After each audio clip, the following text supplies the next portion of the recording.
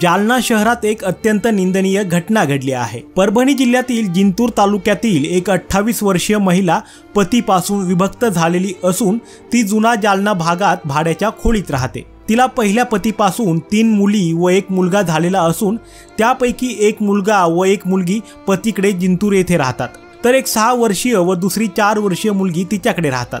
ही महिला साफसफाई आणि घरगुती काम करून तिचा व मुलींचा उदरनिर्वाह करत होती। 2 वर्षांपूर्वी तिची एका हॉटेलमध्ये मॅनेजर म्हणून काम करणाऱ्या प्रशांत प्रकाश वाडेकर याच्याशी ओळख झाली होती। तेव्हापासून ती महिला आणि वाडेकर हे दोघे 2 वर्षांपासून भाड्याच्या खोलीत लिव्ह इन मध्ये राहत होते। सदर महिला 3:30 वाजेपर्यंत कामानिमित्त घराबाहेर असते, तर वाडेकर हा दिवसभर घरी राहून रात्री 7:30 वाजेनंतर हॉटेलमध्ये ड्युटीवर जातो। शनिवारी प्रशांत वाडेकरने त्याची प्रेयसी घरी नसताना तिच्या 6 वर्षीय मुलीसोबत आधी अनैसर्गिक कृत्य केलं आणि त्यानंतर तिच्यावर लैंगिक अत्याचार देखील केला। या प्रकारामुळे भयभीत झालेल्या चिमुकलीला भरपूर ताप भरला, मोठ्या प्रमाणात उलट्याही होत होत्या। वाडेकर ड्युटीवर गेल्यानंतर त्या मुलीने तिच्यासोबत घडलेला सर्व प्रकार आपल्या आईला सांगितला। यापूर्वी वाडेकरने त्या चिमुकलीसोबत असे घृणास्पद प्रकार केल्याचे तिने आईला सांगितले।